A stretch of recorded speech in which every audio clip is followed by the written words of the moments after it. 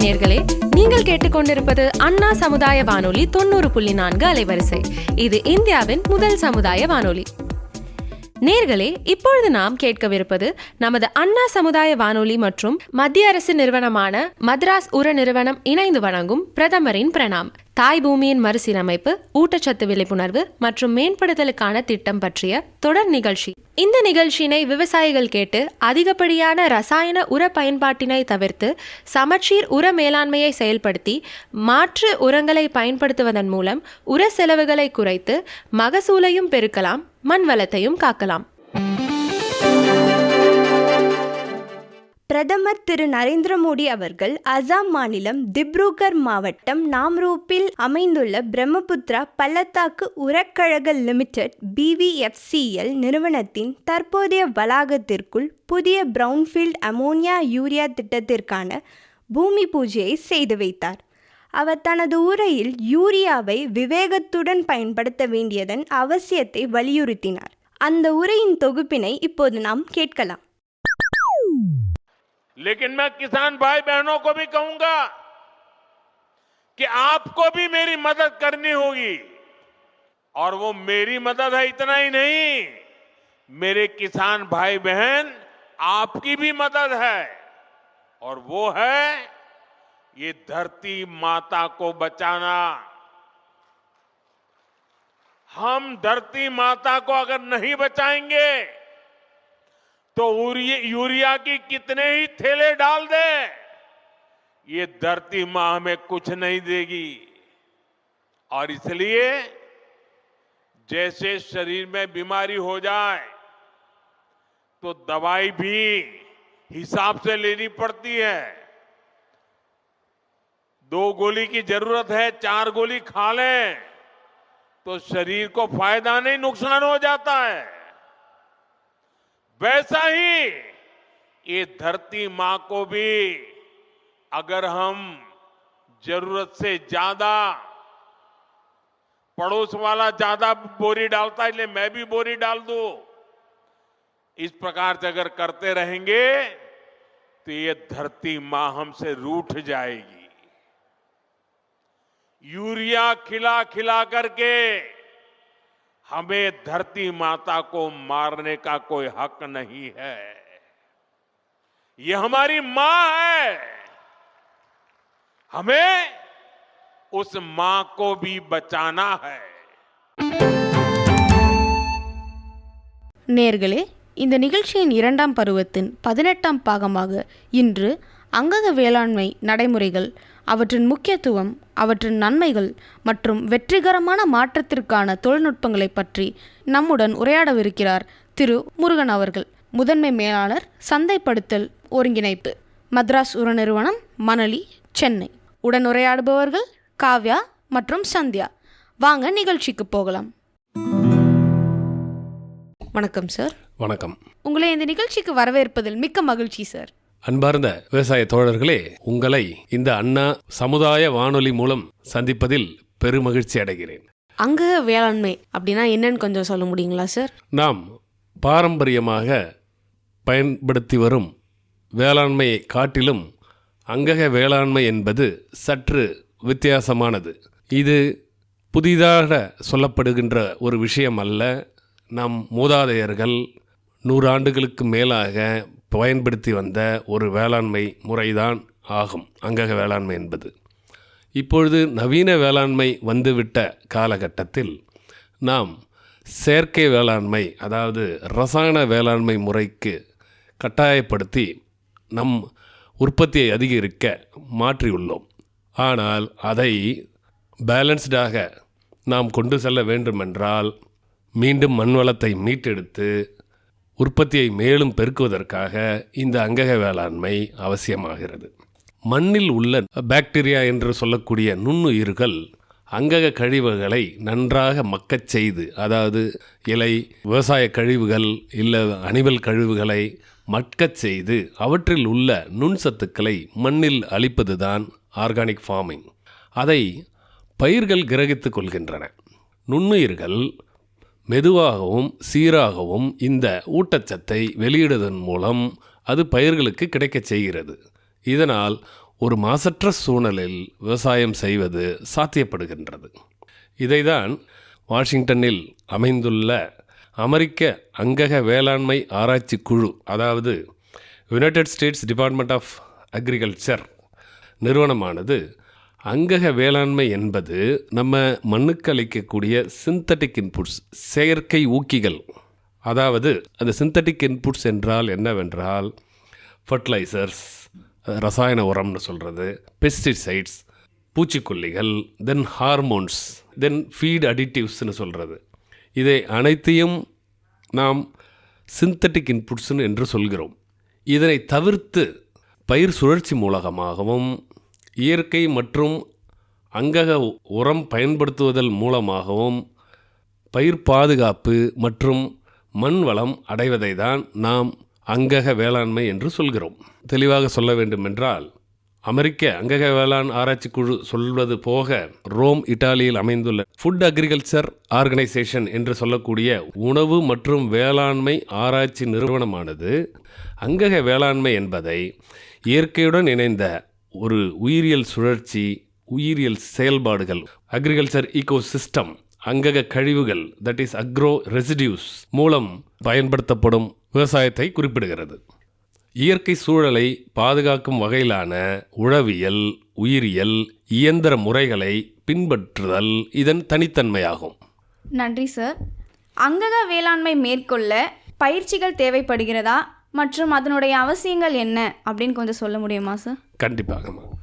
இப்போ நான் உங்களுக்கு குறிப்பிட்டிருந்த மாதிரி ஆர்கானிக் ஃபார்மிங் அப்படின்றது பயிர் சுழற்சி, அதாவது கிராப் ரொட்டேஷன், பயாலஜிக்கல் மேனேஜ்மெண்ட் என்று சொல்லக்கூடியது, தென் அனிமல் ஹஸ்பண்ட்ரி, நம்ம கால்நடை கழிவுகளை பயன்படுத்துவது, தென் உயிர் உரங்களை பயன்படுத்துவது, இயற்கை எருக்களை பயன்படுத்துவது, இயற்கை எரு என்பது இந்த மண்புழு உரம் என்று சொல்லக்கூடியது, மற்றும் கிரீன் லீஃப் மெனியூர், பசுந்தாள் உரம் என்று சொல்லக்கூடியது.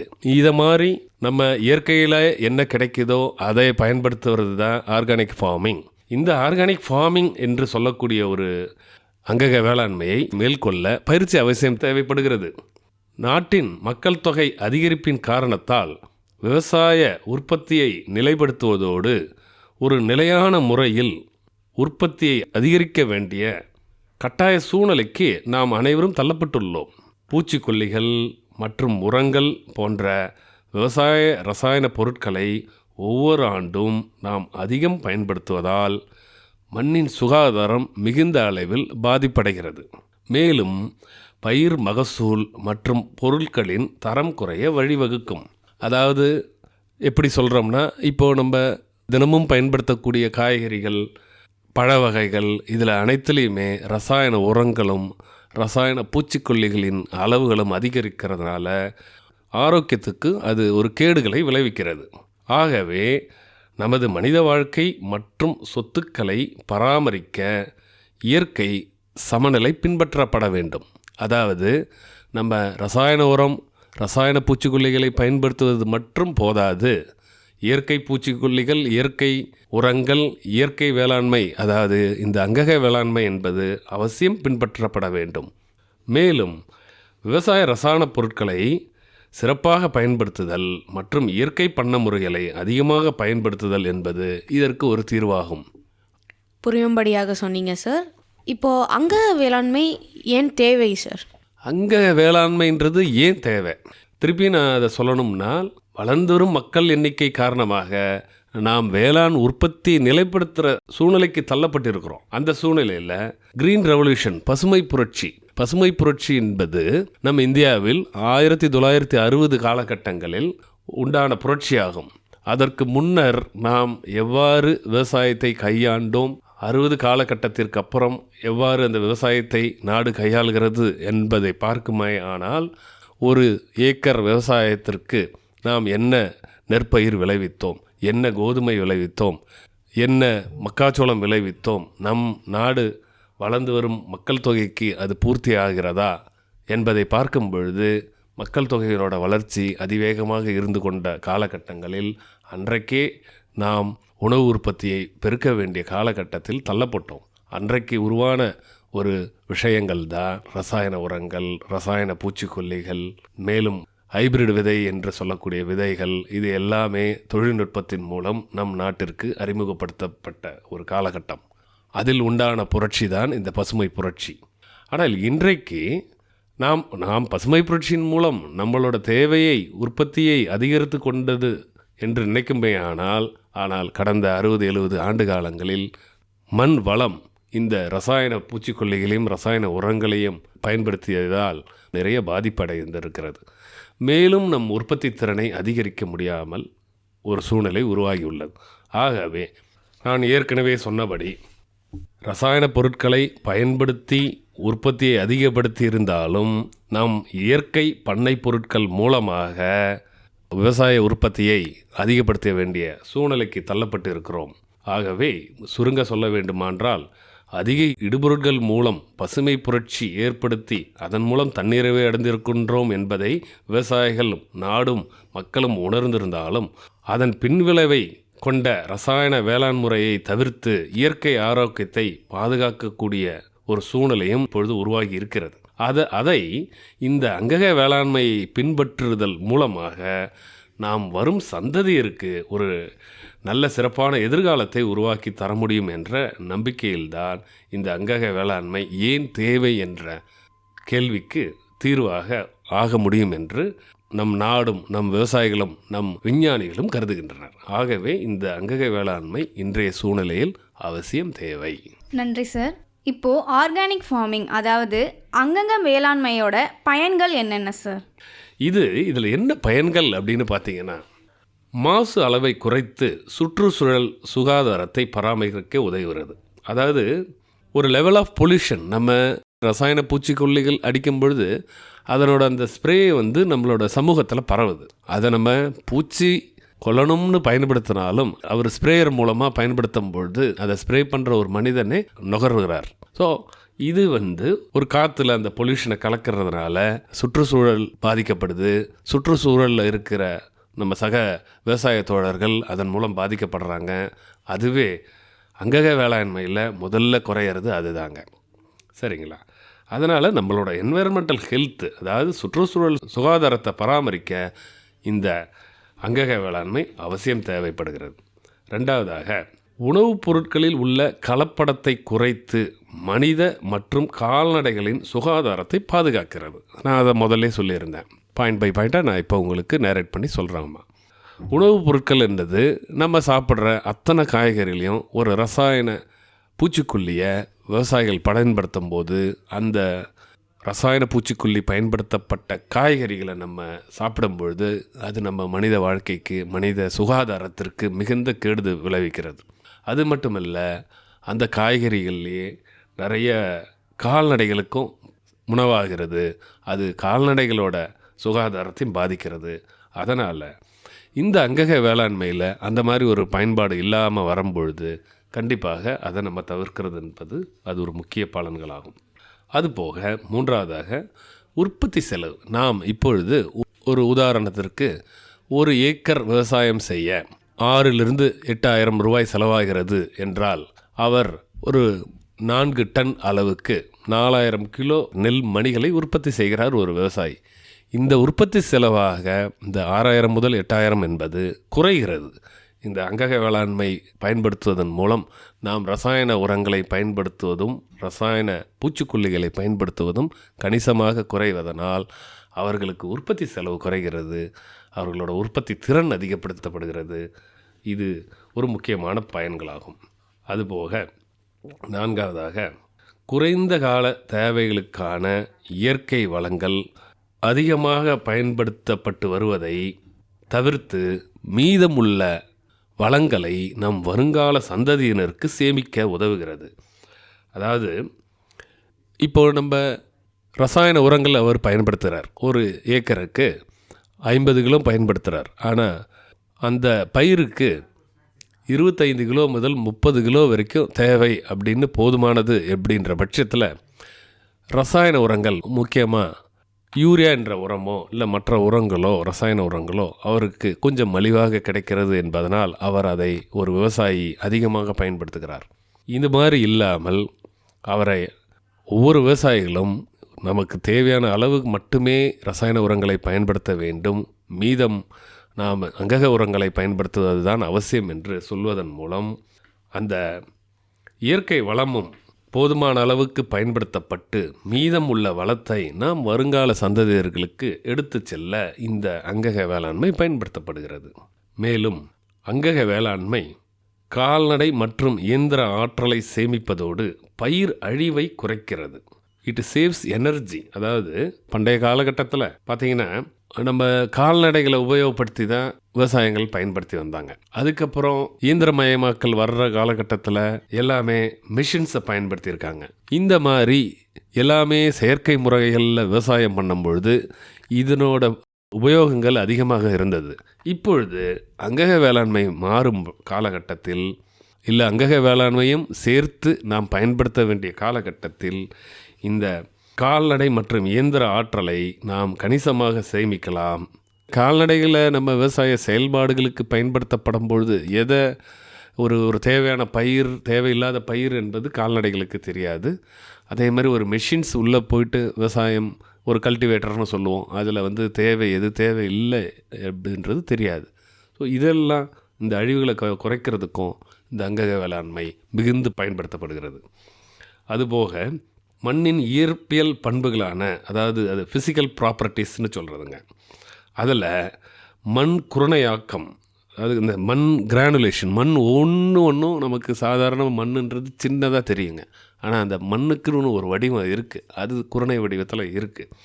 அந்த குருணையாக்கம், நல்ல மண் நயம், குட் டில்த்துன்னு சொல்கிறோம், மண்ணை நல்ல நயப்படுத்துறது, நல்ல காற்றோட்ட வசதி உருவாக்குறது, சாயில் ஏரேஷன்னு சொல்லுவோம். ஒரு குருணைக்கும் இன்னொரு குருணைக்கும் ஒரு கணிசமான ஒரு கேப் கிடைக்கிறதுனால அதனோட காற்றோட்டம் அதிகப்படுத்தப்படுகிறது. அதுபோக இந்த காற்றோட்டம் அதிகப்படுத்தப்படுகிறதுனால அந்த வேர்கள் ஒரு பயிர் அந்த பயிர்களுக்கு உண்டான வேர்களோட உட்புகு திறன், அது ஈஸி ரூட் பெனட்ரேஷன்னு சொல்லக்கூடியது. அந்த ரூட்டு ஸ்ட்ராங்காக பெனட்ரேட் ஆகி உள்ளே போனாதான் அந்த செடியானது அந்த பயிரானது நல்லா வளர்ந்து எஸ்டாப்ளிஷ் ஆகுங்க. நல்லா வளரும் பொழுது தான் நமக்கு அதிக மகசூல் கிடைக்க வருது. அது போக நீர் தக்க வைக்கும் திறன், அதாவது வாட்டர் ஹோல்டிங் கெப்பாசிட்டி அப்படின்னு சொல்லுவோம். ஒரு பயிருக்கு நம்ம நீர் பாசுகிறோம் அப்படின்னா அந்த நீர் அந்த பூமியை முழுசாக இழுத்துக்கிறது, பூமி உறிஞ்சுகிறது அப்படின்னா அந்த நீர் அந்த பயிருக்கு கிடைக்காமலே போயிடும். அப்போ நீரை முழுசாக உறிஞ்சாமல் அந்த மண்ணானது அந்த நீரை தக்க வச்சிட்டு இருந்தால் தான் அந்த பயிருக்கு போய் சேருங்க. ஸோ இந்த மாதிரி அந்த மண்ணோட வளத்தை இந்த அங்கக வேளாண்மை இம்ப்ரூவ் பண்ணுகிறது, அதாவது மேம்படுத்துகிறது.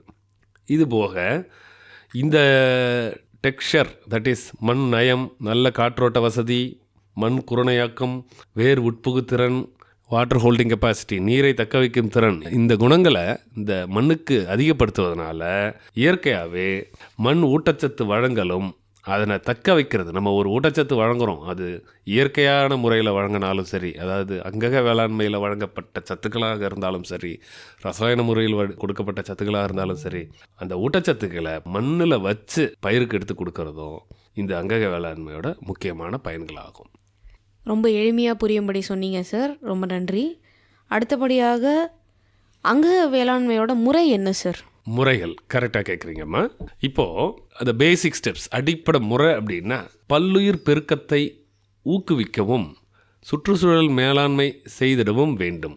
பல்லுயிர் பெருக்கம் என்றால் நம்ம அந்த மைக்ரோப்ஸ், மண்ணில் இருக்கக்கூடிய பாக்டீரியாக்கள் அனைத்துமே நன்மை செய்யக்கூடிய பாக்டீரியாவாக தான் நம்ம இயற்கை நமக்கு கொடுத்துருக்குங்க. அந்த பாக்டீரியாவோட அது எண்ணிக்கையை பெருக்குவதனால இயற்கையாகவே அந்த பாக்டீரியாக்கள் நுண்ணூட்டச்சத்துக்களை, பேரூட்டச்சத்துக்களை பயிருக்கு எடுத்து கொடுக்குகிறது. இதன் மூலம் சுற்றுச்சூழலும், அதாவது என்வாயர்மெண்டல் பயோடைவர்சிட்டின்னு சொல்கிறோம், இதுவும் சேஃபாக நமக்கு பாதுகாக்கப்படுகிறது. அடுத்தபடியாக மாற்று மூலக்காரணமாக பயிர் சுழற்சி, அதாவது கிராப் ரொட்டேஷன்னு சொல்கிறதுங்க. அடுத்தது பயிர் கழிவு மேலாண்மை, கிராப் ரெசிடியூ மேனேஜ்மெண்ட். அடுத்தது அங்கக எரு உயிரியல், organic manure, application of organic manure and other biological inputs. அதாவது பயிர் சுழற்சி, ஒரு பயிரை யூஸ் பண்ணிவிட்டு அடுத்த பயிருக்கு எப்படி அதை ரொட்டேஷன் ஆகிக்கிறது. பச்சை பயிர் போட்டிருப்பாங்க, அடுத்தது பச்சைப்பயிறு, அடுத்ததும் பச்சைப்பயிறு அந்த மாதிரின்னு போடாமல் பச்சைப்பயிறு போட்டுட்டு மக்காச்சோளம், கோதுமை அந்த மாதிரி மாற்றும் பொழுது அது வந்து ரொட்டேஷன் கொடுக்கும் பொழுது அது நம்ம அந்த அங்கக வேளாண்மை மேலும் மேம்படுகிறதுங்க. பயிர் கழிவு மேலாண்மை அப்படின்றது ஒரு கிராப் ரெசிடியூ மேனேஜ்மெண்ட், ஒரு பசுந்தாள் வேளாண்மை செய்திருப்போம். அந்த பசுந்தாள் வேளாண்மை மண்ணுக்கு இயற்கையாகவே கிடைக்க செய்வதன் மூலம் மேலும் மண் வளம் மேம்படுகிறது. அதுபோக நம்ம சராசரியாக அங்கக உரங்களை பயன்படுத்துறதுனாலும் இந்த முறைகளை நம்ம அதிகப்படுத்திக்கலாம். 4வதாக இயற்பியல், உயிரியல், உழவியல் முறைகளை கொண்டு களை மற்றும் பூச்சிக்கொல்லி முறைகளை கட்டுப்படுத்துதல், அதனை மேலாண்மை செய்தல். இயற்பியல் அதாவது ஃபிசிக்கலாகவே, இப்போ உதாரணத்துக்கு களைகளை எடுக்கிறதுன்றது நம்ம மருந்து அடித்தாதான் களைகளை எடுக்கணும்னு இல்லை. நம்ம இயற்கையாகவே ஒரு ஆள் உள்ளே போயிட்டு இருக்கிற களை எல்லாத்தையும் எடுத்துடலாம். அன்றைய காலகட்டத்தில் அதெல்லாம் நம்ம செஞ்சாங்க. ஆனால் நடுவில் இந்த பசுமை புரட்சியில் நம்ம உணவு உற்பத்தியை பன்மடங்கு பெருக்கக்கூடிய கட்டாயத்தில் தள்ளப்பட்டதில் எல்லாமே இயந்திரமயக்கப்பட்டு எல்லாமே ரசாயனமாக்கப்பட்டு குறைந்து போச்சுங்க. அதனால் மீண்டும் அந்த மாதிரி ஒரு மெத்தடை நம்ம கையாளணும். அதுதான் physical way of removing weeds அப்படின்றதுங்க. அந்த மாதிரி உயிரியல், உழவியல் மூலமாக களை மற்றும் பூச்சிகளை கட்டுப்படுத்துதல். அதுபோக 5வதாக கால்நடைகளை அங்கக முறைப்படி பராமரித்து அவற்றையும் வேளாண்மையில் ஒரு அங்கமாக மாற்றுதல். இப்போது அன்றைய ஒரு 100 ஆண்டுகளுக்கு முன்னாடி ஒவ்வொரு வீட்லேயும் ஒரு 2 மாடு இருக்கும், ஒரு 4 ஆடு இருக்கும், 2 கோழி இருக்கும். அதை வந்து அவங்களோட வாழ்க்கையில் ஒரு முறையாகவே வைத்திருந்தாங்க. 4 மாடுன்றது அதில் வரக்கூடிய சாணமோ 4 ஆடு இல்லை கோழியோட சாணங்களையும் அப்படியே குவித்து அதனோட நம்ம நிலத்தில் பயன்படுத்திடுவாங்க. மறுபடியும் அந்த மாதிரி பயன்படுத்தக்கூடிய முறைகளை திருப்பி கொண்டு வரணுன்றது தான் இந்த அங்கக வேளாண்மையோட முறைகள். நன்றி சார். அடுத்ததாக அங்கக வேளாண்மையோட சிறப்புகள் என்னென்ன சார்? அங்கக வேளாண்மையின் சிறப்பியல்புகளானது மண்ணின் அங்ககத்தன்மை, அந்த மண்ணோட ஃபர்டிலிட்டி ஸ்டேட்டஸ், ஆர்கானிக் ஃபர்டிலிட்டி ஸ்டேட்டஸை மெயின்டைன் பண்ணுறது, அதை பராமரிக்கிறதுங்க. மண் நுண்ணுயிர்களின் செயல்பாட்டினை அதிகரிக்கிறது. நான் முதல்ல சொல்லியிருந்தேன், மண்ணில் பாக்டீரியான்னு இருக்குது. அந்த பாக்டீரியாவோட கவுண்ட்டை இன்க்ரீஸ் பண்ணுறது தான் நமக்கு இலக்காக இருக்க வேண்டும். அதுபோக கவனமாக எந்திர ஊடுருவல், எந்திரங்களை கையாளுதல். நம்ம இன்றைக்கி எல்லா கிராமங்களிலுமே லேபர் பற்றாக்குறை இருக்குது. அப்போது இயந்திரமயமாக்கப்பட்டு ஒரு களை எடுக்கிறதுல நிறைய இதில் இயந்திரத்தை கையாளுறோம். அதையே கவனமாக கையாளுறதன் மூலம் இந்த அங்கக வேளாண்மையை மேம்படுத்திக்கிட்டே போகலாம். இதன் மூலம் ஒரு லாங் டேர்ம் மேனேஜ்மெண்ட், ஒரு நம்மளோட வயலில் அங்கக வேளாண்மையை உட்புகுத்தி தான் ஆகணுன்ற கண்டிஷனில் இந்த 3-4 முறைகளை பயன்படுத்துறதுனால மண்ணினோட ஆரோக்கியம் பாதுகாக்கப்படுகிறது. இதுபோக மறைமுகமாக பயிர்களுக்கு ஊட்டச்சத்துக்களை அங்கக கழிவுகள் வழங்கும்.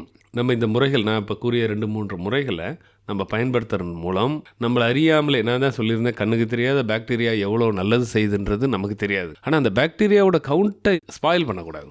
பாக்டீரியான்றது சாதாரணமாக ரசாயன உரங்களை நம்ம அதிகமாக பயன்படுத்த பாக்டீரியாவோட கவுண்ட் எல்லாமே இறந்து போயிருங்க. ஸோ அது இப்போ பாம்பு வயலில் இருக்குது அப்படின்னு சொல்லுவோம். தவளை வந்து நம்ம தவளையை பார்த்தா பயப்படுவோம், பாம்பை பார்த்தா பயப்படுவோம். ஆனால் இதெல்லாம் வயக்காட்டில் நமக்கு பயிரோட வளர்ச்சியிலையும் அந்த நேச்சுரல் பயோடைவர்சிட்டின்னு சொல்கிறோம், அதில் அது எவ்வளோ தூரம் பயன்படுதுன்றது நமக்கு தெரியாது. அதெல்லாம் இயற்கை முறைப்படியே நம்ம பாதுகாத்துக்கிட்டு வரணும். அது நமக்கு நல்லது செய்யணுன்றதை நம்பணும். அதை தான் நான் சொல்கிறது. ஸோ மறைமுகமாக பயிர்களுக்கு இந்த மாதிரி ஒரு விஷயங்கள் வந்து அதிக ஊட்டச்சத்துக்களை எடுத்து கொடுக்குது, அங்கக கழிவுகளையும் அதிகமாக கிடைக்க செய்யுது. இவ்வாறு இந்த நுண்ணுயிர்களை பாதுகாக்கிற மூலம் பயிர்கள் அதை உட்கொண்டு பயிரோட உற்பத்தி அதிகப்படுத்தப்படுகிறது. இது ஒரு முக்கியமான சிறப்பியல்புகளாகும்.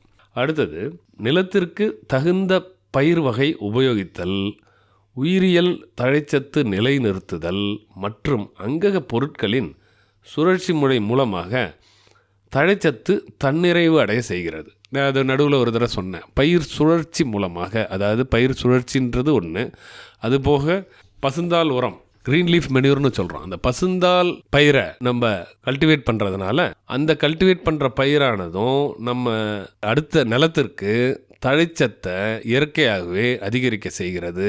இந்த தழைச்சத்து அதிகம் கொண்ட மண்ணிலிருந்து அடுத்து பயன்படுத்தக்கூடிய கிராப், உதாரணத்துக்கு நம்ம நெல்லோ கோதுமையோ போடுறோம் அப்படின்னா, அப்போது ஏற்கனவே அந்த பசுந்தாள் உரத்தை கையாண்ட ஒரு நிலத்திலிருந்து அதிக தழைச்சத்து அந்த அடுத்து வரக்கூடிய பயிர்களுக்கு கணிசமாக அதனோட தேவையை பூர்த்தி அடைகிறது.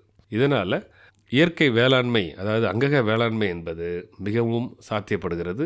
இதுதான் இதனோட சிறப்புகளாக நான் உங்களுக்கு தெரிவிக்கிறேன். நன்றி சார். அங்கக வேளாண்மையை பற்றி ரொம்ப ஆழமாகவும் எளிமையாகவும் சொன்னீங்க. இப்போது காலங்காலமாக பாரம்பரியம் வேளாண்மை பண்ணிட்டு வரோம். இதுக்கும் அங்கக வேளாண்மைக்கும் என்ன சார் வித்தியாசம்? நல்ல கேள்வி கேட்டிங்கம்மா.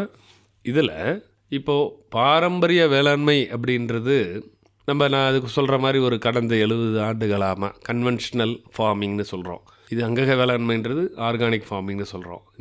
இது ரெண்டுத்துக்கும் கொஞ்சம் அந்த நம்மளோட பழக்க வழக்கங்கள் அப்படி தான் கொஞ்சம் வித்தியாசப்படுது. இது எப்படி வித்தியாசப்படுது அப்படின்னா, இப்போ இந்த கன்வென்ஷனல் ஃபார்மிங்கில், அதாவது பாரம்பரிய வேளாண்மையில் நம்ம ரசாயன உரம் பயன்படுத்துகிறோம். இயற்கை உரம், அதாவது இந்த எரு, தொழு உரம் அப்படின்ற இதெல்லாம் நம்ம மறந்துட்டோம். அதையே சேர்த்து பயன்படுத்தணும்னு சொல்கிறது தான் இந்த ஆர்கானிக் ஃபார்மிங். அதில் வெறுமனே ரசாயன உரம் பயன்படுத்தியிருக்கோம். இதில் எருவும் தொழு உரமும் இயற்கை சார்ந்த உரங்களும் பயன்படுத்துறது தான் ஆர்கானிக் ஃபார்மிங். அதுபோக பூச்சிக்கொல்லி மருந்தை நிறைய பயன்படுத்துகிறோம். இதில் பூச்சிக்கொல்லி மருந்தை முழுசாகவே அவாய்ட் பண்ணுறோம். எந்தவித ஒரு பயிர் பாதிப்பு, அதாவது பூச்சிகளால் வரக்கூடிய பாதிப்பை அதை அங்கக வேளாண்மை முறைப்படி அதை நம்ம ட்ரீட்மெண்ட் கொடுக்கறது தான் அங்கக வேளாண்மையில் உள்ள வித்தியாசம். மற்றபடி நுண்ணுயிர் உரம் பயன்படுத்துதலும் இயற்கை பூச்சிக்கொல்லி பயன்படுத்துவதும் அதாவது கன்வென்ஷனல் ஃபார்மிங்க்கும் ஆர்கானிக் ஃபார்மிங் ரெண்டுத்துலையுமே ஒன்றா தான் பயன்படுத்தப்பட்டு வருகிறது. இது ரெண்டு தான் இதில் உள்ள வித்தியாசமாக உணரப்படுகிறது. ரொம்ப நன்றி சார். அங்கக வேளாண்மையோட புரிதல், அதோட முக்கியம், அதோட தேவை, பாரம்பரிய விவசாயத்துக்கும் அங்கக வேளாண்மைக்கும் என்ன வித்தியாசம்ன்றதை ரொம்ப தெளிவாக சொன்னீங்க. ரொம்ப நன்றி சார். நன்றிங்கம்மா. நன்றி நேயர்களே, இந்த நிகழ்ச்சியின் தொடர்ச்சியை அடுத்த பாகத்தில் கேட்கலாம். இதுவரை நீங்கள் கேட்டது நமது அண்ணா சமுதாய வானொலி மற்றும் மத்திய அரசின் நிறுவனமான மதராஸ் உர நிறுவனம் இணைந்து வழங்கிய பிரதமரின் பிரணாம் திட்டத்தை பற்றிய தொடர் நிகழ்ச்சியின் 2ஆம் பருவத்தின் 18ஆம் பாகம். மீண்டும் அடுத்த நிகழ்ச்சியில் சந்திப்போம். நன்றி, வணக்கம்.